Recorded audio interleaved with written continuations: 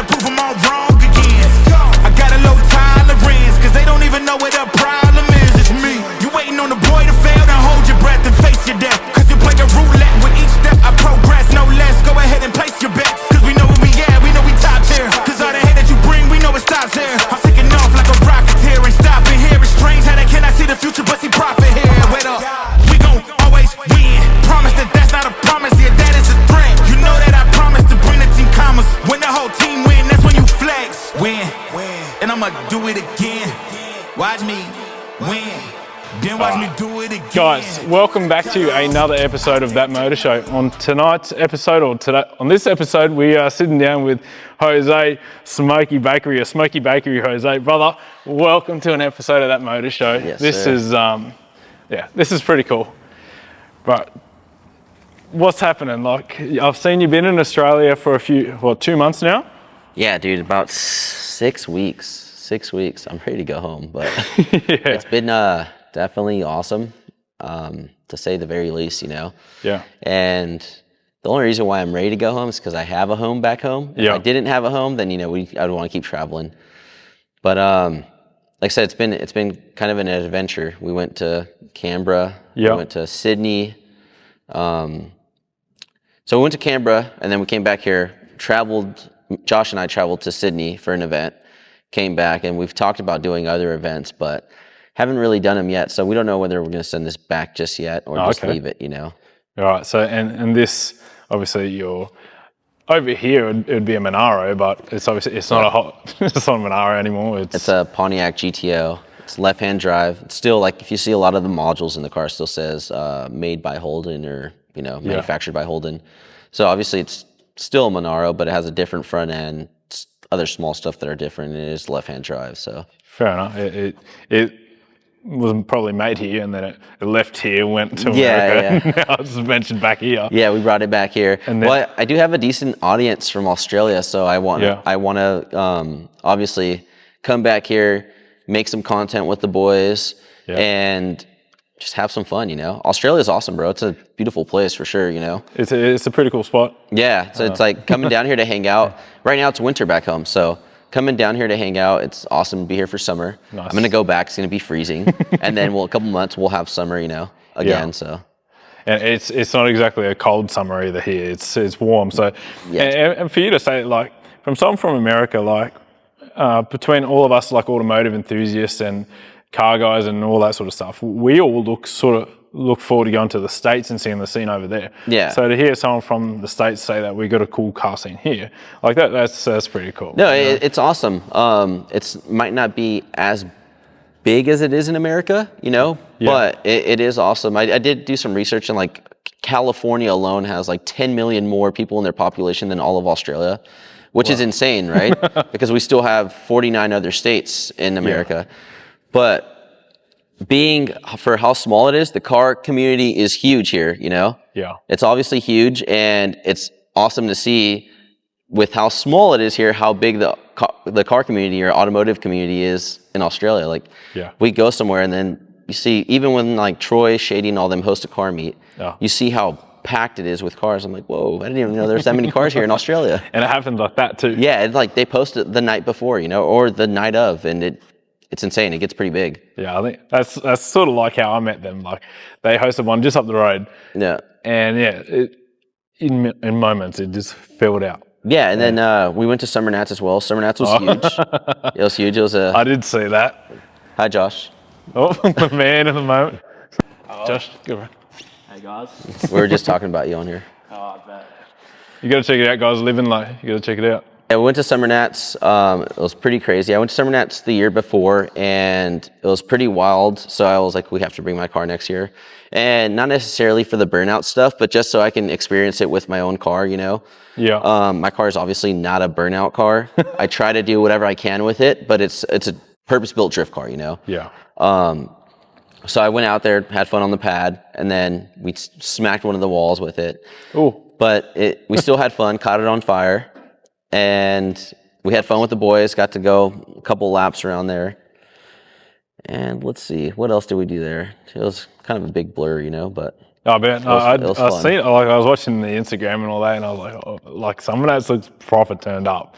And it was, I suppose, for an event like that, for you to be able to see that, would have been pretty cool. Yeah, no, it was awesome for sure. See a couple of friends from back home there as well. So. Oh well. Yep. That felt a little bit more homey. Nah. It still felt like I was somewhere where, you know, obviously like when you go, what do they call it? Fat lap. When you go fat lap around and you're on the opposite side on a left-hand drive car, you're like, well, this is super weird. But it was fun. Either way, it was fun. It was a fun event for sure. It was good. And to be there with your own car, that's cool. Yeah, it's a bit stressful, but yeah, it's cool. It's stressful because I don't have my own truck here. I don't have my own trailer. I don't have my own tools if something goes wrong. Like, I don't know who to call, you know? Yeah, true. Try to rely back on the friends that I do have here. But it's still stressful because it's all in the back of your head. Like, okay, if I break this thing, what's going to happen?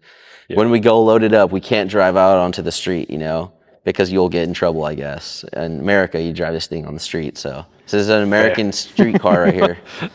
This is a street car. It's funny, back home, some people will say that's not a street car. This is a street car. It's registered and insured in California. It gets driven on the streets of California.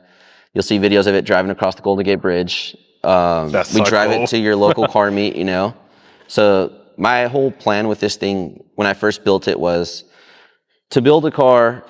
I've always had friends that had like fully built drift cars. And I'm like, yo, let's go to a car meet. Like, I can't drive my car. Like, what do you want it for then if you can't enjoy it, you know? Can you drive it once every 2 months? Yeah. So I'll drive this thing to a local car meet so that the younger generation can see it as well, you know? They don't have to just see it just through YouTube or Instagram. They can go to your local car meet and see it. Don't get me wrong, it's gotten a little out of hand back home with these sideshows that the police will like super alert on cars like this and they will pull you over. So I pick and choose on what events I want to obviously drive it to and whatnot. So yeah, it's come down a little bit more strict in that sense. Yeah, 100%. But fair enough. Like this, I'm sure this is a perfectly fine street car. But like in Australia, like you do get cars that classify as street cars, and it's one of those cars that really should just not be on the street. Yeah, like I mean, this really shouldn't be on the street either. But it looks like it's got the roll cage. It's got good tires on it. It's good brakes. This wins. Yeah.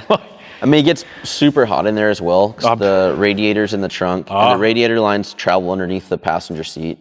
Yeah. So it gets pretty hot in there. It's pretty loud with the Winder's quick change. So it gets super annoying to drive after a while, you know. And then having other cars, you're like, do I really want to drive that? I'd rather drive one of the other cars. Fair. With no AC, you know, no heater. So in the cold days, I mean, the cooling lines keep you warm. But other than that, it's pretty annoying to drive, honestly. Fair. And that's why you say like it's turning more into sort of a purpose drift car. Yeah, I think I'm just starting to get old, honestly. Starting to get old. You're like, dude, that thing makes so much noise. I don't want to drive in that. And my kid doesn't want to ride in this thing, you know. I have a Corvette, so my kid would rather ride in the Corvette than ride in this. It's just so loud. Well, fair enough. And how long have you owned it for? I want to say I've had it since maybe 2017, 2018. Wow. So it's a relatively new sort of build. Yeah, I've had two of them. So I had a yellow GTO that I traded for a set of wheels. It was just a bare shell. And I built that. That was my first drift car. And then a buddy of mine was selling this with the full roll cage already. Completely bare though. No wiring. So I grabbed the yellow one, pulled everything out of it, put it in this. And then we had it nice and clean painted at one point. And then obviously as you start to progress with social media and all that, you have companies that start to back you, and obviously companies just aren't giving you free stuff for nothing, you know. You obviously have to show them that you appreciate it, and also they're paying for something. They're giving you product for something. So putting branding on the vehicle, you know, to showcase the people that are helping you out and supporting you, you know. Yeah. I mean, the livery on it looks wicked. Like the chrome red. Yeah. On the white, on the black, it looks good. Yeah, thank you. Yeah, it's gone through some stages. At first, we didn't do the chrome red; it was just red. Yeah. Well, it's been like different colors, and then we did the livery on it, and then now it's kind of gotten it to where I kind of like it, but we also beat it up so much, so now we have to take it back home and redo a lot of it, clean it back up so it's presentable again. You know. Yeah. I mean, it's not too bad right now, but. And you said you hit a wall at Summernats. Yeah, we hit one of the back ends. I think it was this back end, honestly. Yeah. We hit the wall with it. Yeah. Troy and I were doing the skid pad at or the burnout pad, whatever you call it, at Summernats, and I just sent it. He was like, first, third, just send her in and, try to tip it in. I tried to tip it in, and it went to the wall. But yeah, it's taking a beating. It's what it's made for. The back panels are fiberglass, so at the end of the day, if they need to be replaced, they'll get replaced. Not the end of the world, No. There's a perfect saying for that, bro. You fuck around, you find out. Yeah, 100%. Yeah, I'm not worried about it. If you guys have seen this car in the past, it goes to SEMA every year. Yeah. Super clean, and it comes out completely destroyed. Quarter panels are completely blown off. It's caught on fire like 15 times. So that's my whole purpose with this thing is I go out, beat the shit out of it, destroy it, and next show you see it at, next event you see it at, it's presentable. It's back clean again, And that's taking pride in your car. 100%. Companies love that, If you're out there thrashing your car and leaving it thrashed and they know you're not taking pride in it, why do they want to invest in you if you're not taking pride in your own car, Yeah. They want to see you take pride in it. They want to see you spend some money, and then they'll be like, okay, we can back this guy up. Obviously, he's taking pride in his car, like you said, and he's going to make sure that we're on his car and the car is presentable for the next event. On and off events and far and in between. It's very a very, very presentable car, even in this state. And yeah, it's been beat up. Like I said, it's been beat up quite a bit since we brought it here. We went into the gravel trap with it, so you see the front end's kind of a little bit beat up, but it's not too bad. It's just all scratched up, Yeah. We're at Power Cruise, and we had Shady in the car. We did turn 1 and 2, fourth gear wide open. Got too happy coming into, I don't know what the next turn was. Yeah. Coming into the next turn, I just threw it in. My lock got a little stuck, and I tried fighting it, and I just gave it a little bit of throttle and just went straight into the gravel trap. So I destroyed the carbon lip, and the front bar came off. Got off track, threw the front bar off to the side, and went back at it again, Yeah, it was definitely a fun track. Like I said, besides the you can't go off track because they don't want you ruining the track, which I kind of understand in a way, but also don't understand it. But yeah, it's a fun track, but I guess all of Australia tracks are like that, right? In ways, I suppose, I don't know if you've seen Sydney Motorsport Park while you were there. Yeah, I got to drive it. It was awesome. That was honestly the funnest track I've ever been to yet. That's a statement. QR's pretty close behind it. Yeah. But Sydney Motorsport Park, there's so many different variations on that track. Yep. And then, it's the sand traps aren't going to break your front bumper. And yeah. So back home we don't really have sand traps like that. You can kind of dirt drop. They advise you not to, and they don't want you to. Obviously, 'cause it's going to destroy their raceway. Yeah. But they don't rip off your armband. They'll just ask you, "Hey, can you please not do that again?" Fair enough. We do have skid pad events where you can go learn, but also when you're going onto a big track, there's no way you're going to apply what you learned at a skid pad event and just throw it straight at a big track, with elevations and be like, "Yeah, I'm going to be a professional at that." Yeah. Either way, you're still going to go off into the dirt and whatnot. That's why when I came to Queensland. Josh is like, no warm-up lap, huh? And I just sent it, and I flew right off track, and I'm like, great, we're gonna get in trouble because I hear that you get your armband ripped off right away.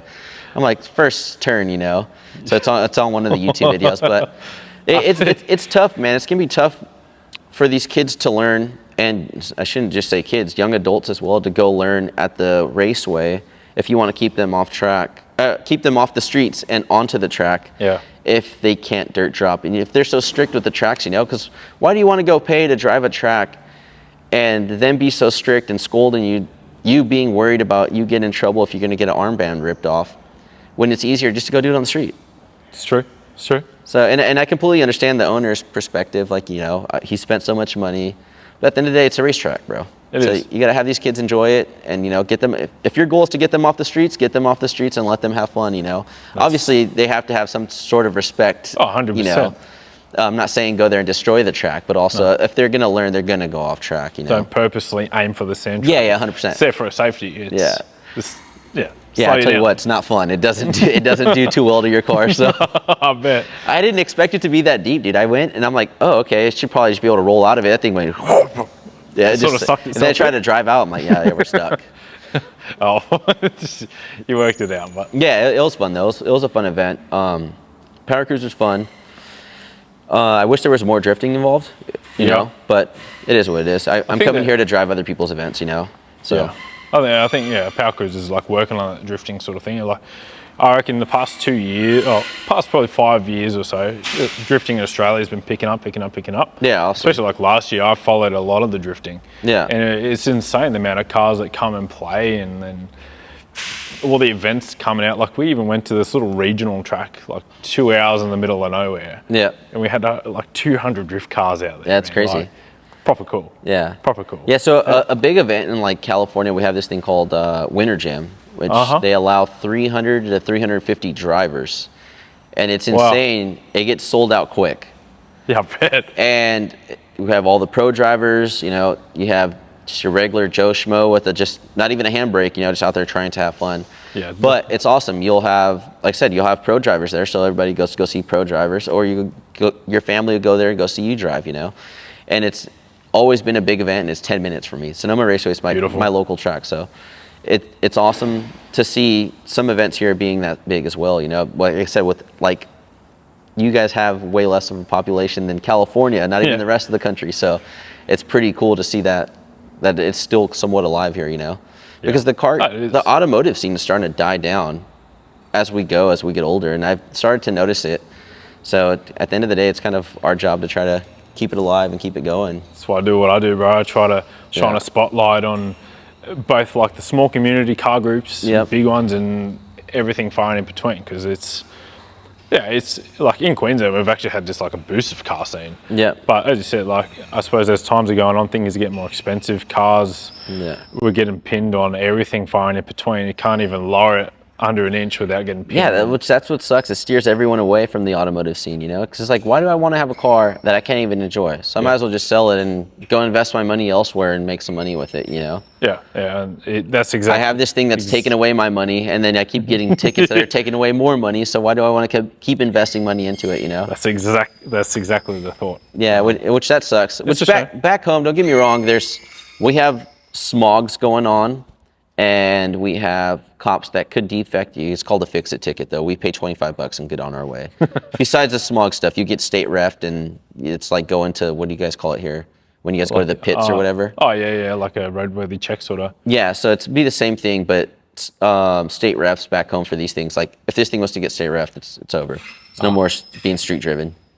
Like, you won't, unless you go to a different state, you know. But I'm not too worried about it. I don't really drive it much. But at the same time, as if I was dealing with that, and that was my only car, then I would be like, screw this, you know. Why would I want to keep dealing this to myself? Yeah. Half of the time when I'm out there driving and destroying this thing, I'm like, why do I keep doing this to myself? I keep spending all this money, you know? It's an addiction. And it's a good addiction. It is, and it's an adrenaline. It's an adrenaline rush for sure. I mean, I sent my car to Australia to come have fun with the boys, you know? And that's cool, man. It's been expensive. If it wasn't for Josh helping me out, you know, as much as he has, this wouldn't have been affordable at all, you know? It's good. It helped out dramatically. And when he sends his car to America, I'm going to help him out the same way he helped me, you know? Scratch one person's back, they scratch your back. Yeah, for sure. That's how it works. Yeah, so. And I was going to, like, how did that all come about? How did the conversation happen where, like, hey, bro, like, bring your car to Australia and was the plan Summernats, or did that just... So the first time I came to Australia, my buddy Ryan let me drive his VY Ute. I think it's a VY. I don't know. VY, VC, I don't know. You guys have all these. Yeah, I don't even know. Yeah, so it was a Commodore Ute. I drifted it the first power cruise that I came to there. And then we were at Summernats last year, and I was there with Heatwave. And Heatwave was like, you should bring your car next year. And I was like, yeah, that's not going to be possible, like how expensive it is. Then I started digging in, looking into it. I'm like, dude, it's not that bad. But it was that bad. And I sent it. And then Josh was like, yo, we can keep it at my shed. I just didn't want to be a burden on anybody, you know? Yeah. So I was like, if it works cool. And then he let me borrow a ute and a trailer, and we got to do what we got to do with it. And he made it affordable. Like I said, if it wasn't for him, it wouldn't have been affordable. And I didn't know what I was getting myself into until I got out here. And I was like, because everybody thinks, like back home, they're like, oh, he's just got money. I don't have money. Anything that I make goes right back into either my channel, we buy another car to make content with. Yeah. I'll do giveaways to try to fund some of the new trips, you know, and it's still like, I still work a 9 to 5, so it's not like I'm just doing social media full time, you know. No. What do you do full time? I have a government job, which I don't really want to get into, but fair. I have a government job back home, and just take care of county buildings really. So Fair enough. yeah. But and we all have, that's the reality of it, right? We all have these passions in these cars, and we have to have a normal life and a normal job. And Yeah, no, 100%. And that's the thing. It's like I have a 6-year-old, so fair. with all this, you know, I would go to work. So I go to the gym at 4 in the morning, go to work for a 10-hour day, come home, work on the cars, film, try to edit some videos. Yeah. And then hang out with my kid for an hour to hour and a half, go to sleep, do it all over again, get like 4 to 5 hours of sleep. And it's a struggle for sure. So I don't know if I'm gonna have a job when I go home because I've been here for 6 weeks. So we'll figure that out when the time comes. Someone give this man a job Yeah. if he needs it. But and we'll figure it out, you know. We'll figure it out, and You take it as it comes, all right? yeah, for sure. That's how I've been doing pretty much a lot of my social media stuff is. Yeah. Can take this quick ad break to make sure you all press the subscribe button, press that like button, and to see more cool content like this one. Yeah. And you got to check it. Is your channel? Yeah, I don't even know the name. I think it's Smokey Smokey Bakery. I think that's the YouTube or Smokey Bakery Jose. I'm not exactly sure, but it's one of the two. I'll link it there. Yeah, I appreciate it. But yeah, that's what I've been focusing on mainly this year is the YouTube. Before I would try to post here and there, and it's rough. But I'm like trying to upload at least 1 time a week. Yeah. If not twice. While I've been here, I've been doing twice a week. Yeah. But back home, I still got a couple cool cars, and we're actually going to be building. No one's doesn't really know about this yet, but we're going to be building a 2018 Cadillac CTS-V into a Australian style burnout car. Oh wow! And wow. since my buddy Kyle's doing some like an Australian style burnout series in America, yeah, my goal is to build that car to go compete and have fun, you know. And represent Australia a little bit, have the flag hanging. Oh no, we're gonna be representing America, bro. But we're gonna be, you know, building an Australian style burnout car, you know, so big blower out of the hood, probably making around 1,500 horsepower, and just gonna have fun with it, and it will get driven on the street. Because it's America, right? So America. Yep. Yeah, that's cool. And when is that? Like, the car already got delivered while I was here. Oh, awesome. So it's an auction car. It got delivered while I was here, and we'll go back. And then I've already sent out some emails, so we're gonna probably get started within the next couple months. I just got to figure out whether I'm coming back here in May or not. If I'm not, then we need to get this back home so I can start making content with this, with other events that I have going on. Like I said, the Corvette doesn't have a roll cage, and I don't want to roll cage it. Yeah. So my main goal is to get this back there. If I thrash this, I really don't care. If I wreck it, I don't care. Versus the Corvette, which it's kind of nicer and I can daily drive, you know. So I just got to pick and choose what I want to do. We also have a VY Ute back home that's left-hand drive. I think I see white one. Yep. So it's the old Hoonigan Ute. Oh wow. So they had left-hand drive it already. It has the same. Well, it had the same engine setup this has. You know, forged LS3 with the blower. The motor blew, so we just have to get it rebuilt and throw it back together. But I've just been too focused on other things to be spending money on that right now. You know. Fair enough. So you like these Australian cars, eh? So in like 2017, 18. I had seen Troy post this teal, it was like a VF Ute. I don't know if it was a Maloo or whatever it was. I had a dirt bike in the back, and I was like, I don't know what that is, but I want one. I was like, it looks like like a modern day El Camino, you know? Yeah. And I have a 69 El Camino back home, so I'm like, wow. I want one of those. And then Josh actually let me drive a Maloo here for a week or two. And I was like, I don't know if I really want this, you know?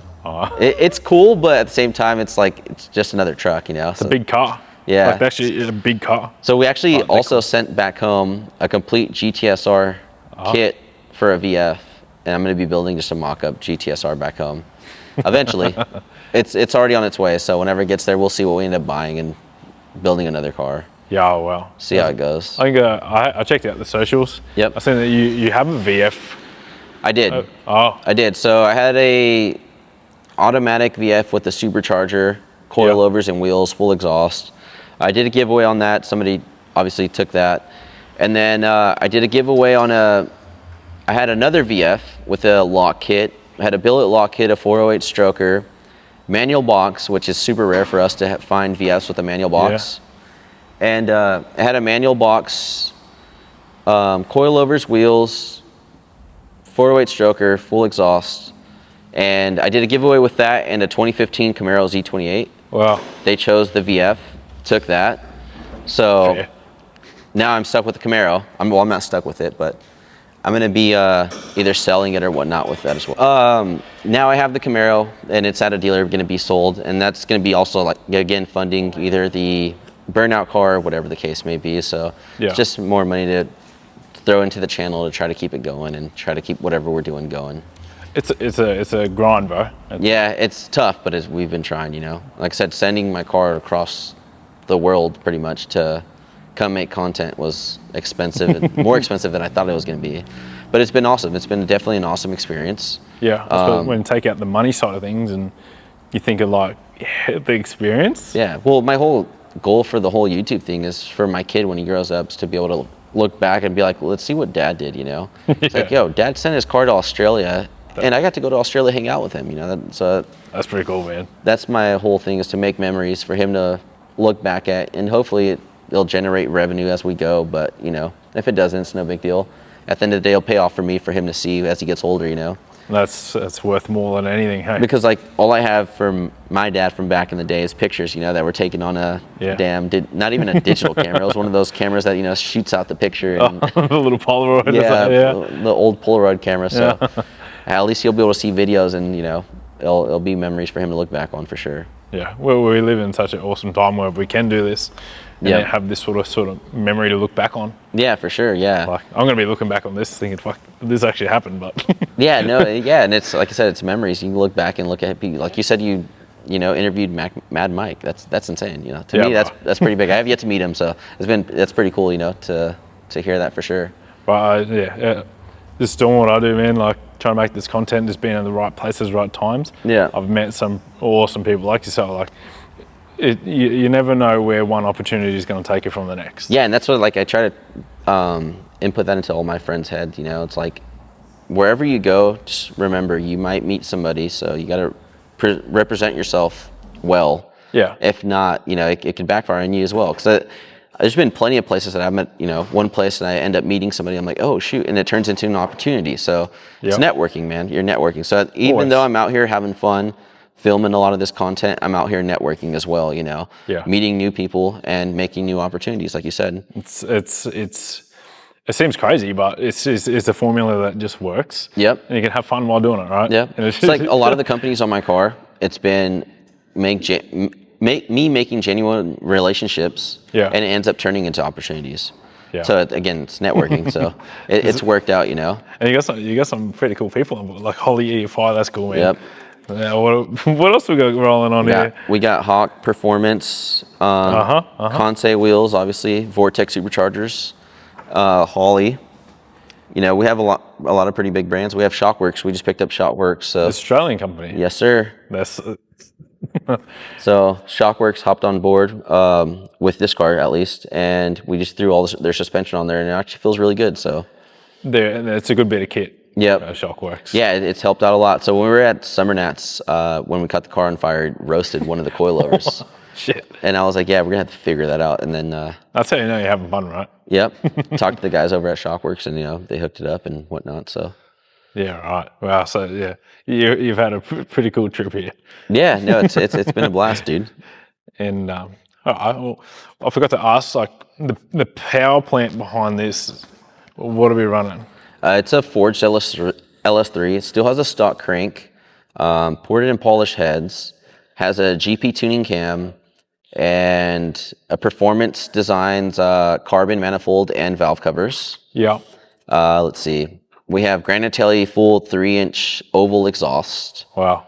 And I mean, obviously the big YSI Vortex supercharger, you know. Yeah. And obviously this one makes all the cool noises and whatnot. So I still haven't heard it yet. I could only imagine, like, I've seen it in videos and all that, but as we all know, like, video is one thing, but hearing it in person is another thing. Yeah. I could imagine with the carbon air intake. Yeah, so it's honestly held up over the years. Like, I'll rebuild it every other year. I try to stay, you know, rebuilding it every other year, because anytime it goes out, it's sitting on the limiter. So yeah, the limiter's set at about 6,700 or 6,500. Not exactly sure. I don't remember, but it's tuned super conservatively. It's only on like 12 to 15 pounds. That blower is good up to like 30 pounds. So it's only making like 750, 800, and obviously a forged LS3 is only going to hold up so much. So I try to keep it somewhere, you know, at a happy medium. If we had like a dart block, I'd probably throw more power at it, but at the same time, with more powers, more tires, more fuel, kind of over. Every time we take it out, dude, we go through 10 tires. Easy. Shit. How many, like, what was its burn rate at Queensland Raceway? So every time we took it to like, and I was constantly driving, we'd go through 10 tires, easy. So every event's been 10 tires, and that's only because I have 10 wheels here.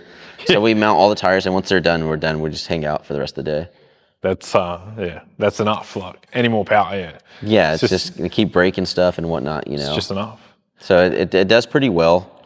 I did let my buddy Hurt drive it at like LZ World Tour, and we blew the gearbox. But other than that, it's just been CVs and the gearbox. The drivetrain's been pretty good. What sort of gearbox? It's a Magnum T56. And then we have a lightweight Mantic twin disc, Mantic USA twin disc clutch. They're a nice clutch. Yep, and it I think it helps it with it helps it rev a little faster, you know. Yeah. With it being lightweight. That's a serious bit of kit. Like Forged LS. There's a Vortex supercharger. Like that's cool, man. Yeah. Well, yeah. I wish I would throw like maybe like a Dart 427 or something in it. Obviously with a heavier. What is it, like a billet crank or whatever the case may be, or chromoly crank, whatever it is. Yeah. But it being a stock crank, we have bent it multiple times. Yeah. And it's only gonna be so long till it ends up breaking, you know. So yeah, I just keep that in the back of my head. I'm like, it's gonna only last so long, and then you're gonna have. My engine builder's already said, go with an aftermarket block. Go aftermarket block, aftermarket crank. And I'm just like, yeah, it'll last. Don't worry. When it happens, we'll talk about it then. Yeah, no, he doesn't want me to wait that long, but it is what it is. Yeah, bro. I can't blame him. He built some cool motors, you know, they last, and he knows I thrash the crap out of my car, you know, and it's lasted, so. As you should. Like, and that's a testament to your engine builder that 100%. Those engines can last whatever you throw at it. Yeah, no, he knows. Every time he comes back, he's like, I'm surprised it's still going, dude. Yeah. And it's not because of me building it, it's because you're running a stock crank and a stock block and expecting it to hold up to whatever you do with it. Yeah. So. And what do you think of like some of the crazy things people do with LSs in Australia? Like these things are running like big old Harrop superchargers on them, and they're just throwing. Yeah, no, it's been awesome to see, dude. It's been awesome to see, you know, they're making crazy power out of them. But it's kind of insane to me, you know. It's like, I don't know, my car doesn't really like the heat out here. The heat or the temperature, whatever it is. I don't know if it's the humidity, but it's just been blowing out of the catch can like crazy. And we didn't tune it. We just left the tune from back home and just hoping for the best. The old altitude change. Yeah, so I'm assuming that's why. Yeah. But it runs a little warm. Doesn't get too hot, but it runs a little warm. So I'm wondering how they're keeping their stuff warm, you know, or keeping their stuff cool from getting too warm. I think, like, all in all, it's genuinely a problem. Yeah. Like, I know a few of the, like, drift cars out there that are running LSs. Yeah. You'll be getting easy, like, 50-degree in-cabin temps. Yeah. Because the engine's sitting crazy amount of heat. Like, you can boil an egg on it, no problem. You know? Yeah. Like, so when we went to Summernats, we had the roof wrapped black. Yeah. And dude, I was baking in there. I'm ripping that off, and sure enough, like it helped a lot in the cabin. But either way, my cooling lines run through there, so the car still gets, you know, pretty hot inside. Yeah, I bet. I could imagine. Like towards, so you've already suggested like perhaps you'll come back in May. Yeah. But from there, like, do you have any idea, like, sort of the plans further forward in this year? So my plans right now is to get going on that burnout car. Yeah. Obviously, Holly Hat throws events like LS Fest. We have LS Fest West, Texas, and Kentucky, I believe it is. This thing needs to be in Kentucky for sure. So that's in like September, and then we have SEMA every year. So those are like my biggest events. Other than that, then we'll like go to some events here and there. Like Sonoma has events like Race Wars that we'll attend.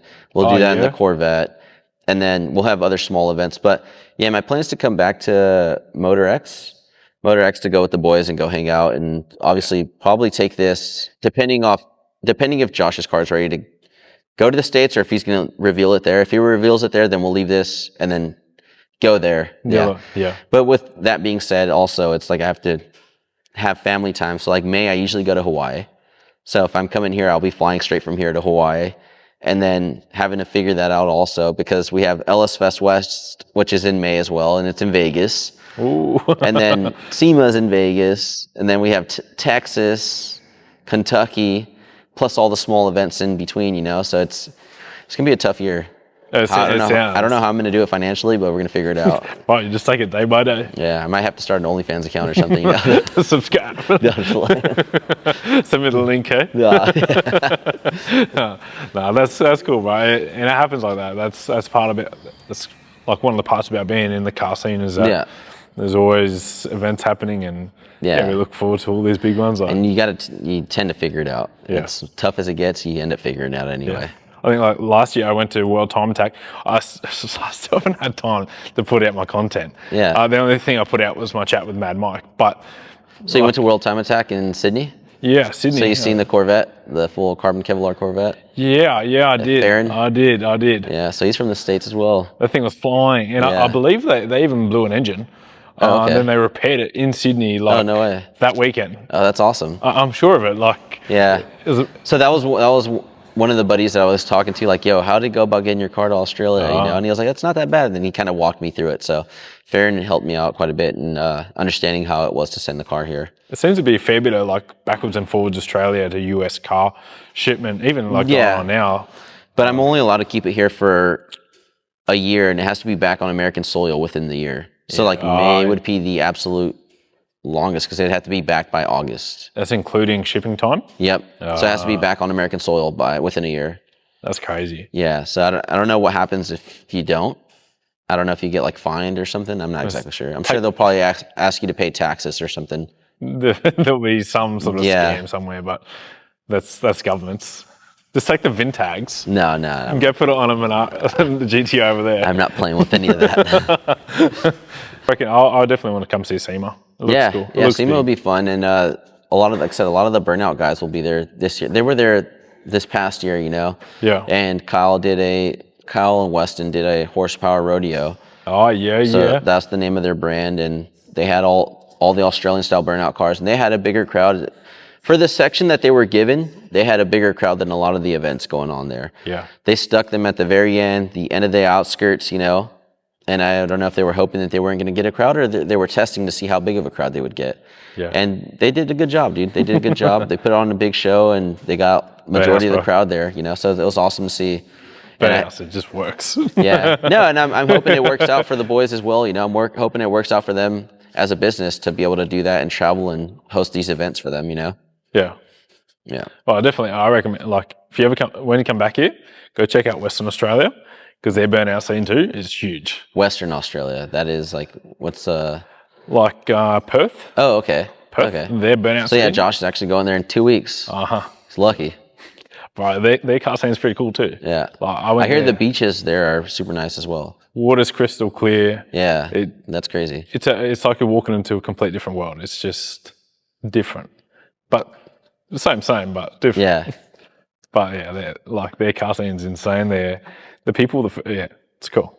I rate it. Definitely check it out. Yeah, I'll have to check it out for sure. Maybe we'll travel a little bit more. I mean, obviously not in May. I can't do it, but I come here once a year for around Summernats, you know, Summernats, and then catch up with the boys, and I usually head back. I usually had come only for 2 weeks though, so 6 weeks was a bit much. But I had my car here, so that's the only reason why I did it, you know. Yeah, that's a good holiday, right? Yeah, it's been longer than my family's been here for a week too, so I was 5 weeks away from them. So it was a bit rough for the little one, but he's happy he's here now. Yeah. He's staying in Surfers, so he's like, oh, I love it here. Is that their first time here too? Yeah, it's his first time here, yeah. So it'd be a strange experience. Yeah. But cool. It's funny, he goes, Dad, are you Australian? I'm like, no, I'm not Australian. I'm American.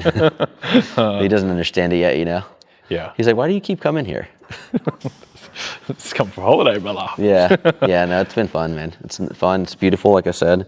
America obviously has some beautiful places as well, and I don't want to take that for granted either. But it's beautiful, and it's a different type of how do you say it? It's a different atmosphere for sure, you know, especially when you're hanging out with everybody that's motivating each other to do better with the social media and whatnot, and just in life general, you know. Yeah.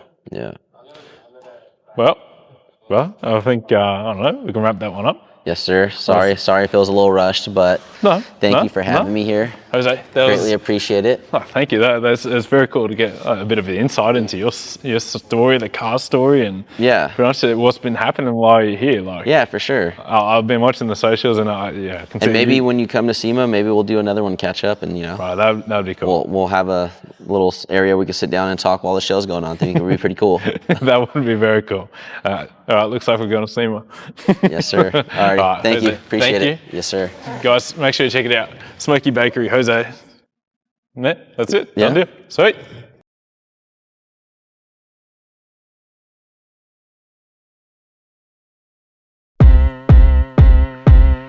I got the time today. I'm looking for all of the fades, want all of the smoke. All of my goals inside of the scope. I'm taking it hill, then coming for more. Woke up, didn't even stretch. I'm placing my bets on myself. I be doing the most. Why you always talk like you wanted to go? I ain't gotta speak cause I already know. This ain't been new to me, a news to me. I came out the womb unique. Shine bright like jewelry. Of course, you don't wanna fool with me. I got views to see and gifts to use. I got everything to gain and none to lose, and he can prove. I took his burden and yoke. It's like moose when I hit the moves. You can't tell me anything. I mean anything, that's for sure. I already know. I know my identity from the go.